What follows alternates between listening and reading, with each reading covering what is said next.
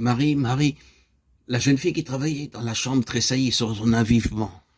Elle ne connaissait pas cette voix qui l'appelait, une voix extraordinairement douce et musicale. Regardant vers la porte ouverte, elle fut encore plus interdite. Il y avait là, tout près d'elle, une grande forme lumineuse dont elle n'aurait pas pu dire si c'était celle d'un merveilleux jeune homme, du plus beau cygne aux ailes palpitantes qu'on n'eût jamais vu sur la terre ou simplement l'image vivante d'un rayon de soleil. Comme elle demeurait là, frappée de stupeur et en même temps enveloppée d'un bonheur incompréhensible. La voix harmonieuse reprit « Marie, je vous salue pleine de grâce, le Seigneur est avec vous. » C'était à Nazareth en Galilée que ce fait étrange avait eu lieu. À ce moment régnait à Rome le premier et le plus remarquable des empereurs, Auguste, et le monde occidental tout entier ne s'intéressait qu'à lui. Personne, évidemment, ne regardait dans la direction de Nazareth, en Galilée. C'était bien peu de choses que la Galilée, un canton très modeste, dans la plus petite des terres que dominait Rome, la Palestine. Et en Galilée même, c'était vraiment très peu que Nazareth, un humble village de cultivateurs et d'artisans, au flanc d'une colline, comme il y avait des centaines dans la contrée. Personne n'aurait pu deviner que là, dans un coin perdu, se passerait un fait bien plus important que tout ce que pouvait décider l'empereur Auguste dans son palais de marbre. Car Dieu a des raisons que la raison humaine ne connaît pas. Cette petite jeune fille qui recevait l'étrange visite n'avait, elle non plus, rien qui, aux yeux des hommes, la distinguait de façon exceptionnelle. Elle avait 15 ans environ. Ses parents, Joachim et Anne, étaient d'honnêtes et simples gens qui gagnaient leur vie en travaillant. Le nom qu'elle portait était celui d'un grand nombre de femmes en Palestine à cette époque.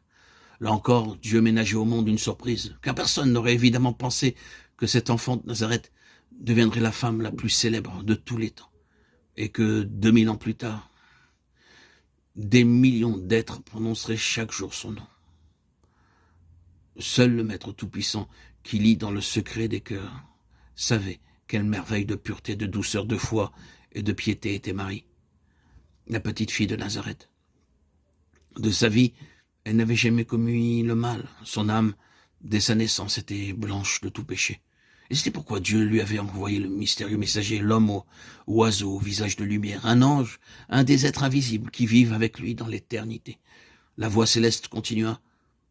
C'était l'ange Gabriel, un des premiers du ciel, dont le nom voulait dire puissance de Dieu. N'ayez pas peur, Marie. Vous êtes bénie parmi toutes les femmes, et c'est une belle nouvelle que je suis venu vous annoncer. Vous aurez bientôt un fils auquel vous donnerez le nom de Jésus. Et il sera très grand, car il sera le fils du Très-Haut. Dieu lui donnera toute puissance et son règne n'aura pas de fin. En écoutant de tels mots, Marie fut plus que surprise. Avait-on jamais entendu dire que Dieu lui-même dut avoir un fils, qu'un enfant pût être appelé fils du Très-Haut? Pour n'être pas étonné, il aurait fallu qu'elle sût d'avance que le Seigneur Tout-Puissant avait résolu de venir lui-même sur la terre, qu'il voulait être un homme comme chacun de nous, et que pour naître, il avait décidé d'avoir une mère comme on en a une tout vivant. Marie ne savait pas tout cela encore, mais l'ange Gabriel le lui expliqua. Un instant, elle dut rester silencieuse, la petite jeune fille bouleversée de l'honneur qui lui était fait, sans trop comprendre, dans son humilité, pourquoi elle se trouvait ainsi choisie. Mais elle savait depuis toujours qu'il n'y a qu'une seule règle dans la vie, c'est d'obéir aux ordres de Dieu. Et levant la tête vers la lumière que l'ange répandait vers elle, « Je suis la servante du Seigneur, dit-elle, très simplement, qu'il me soit fait selon votre parole. »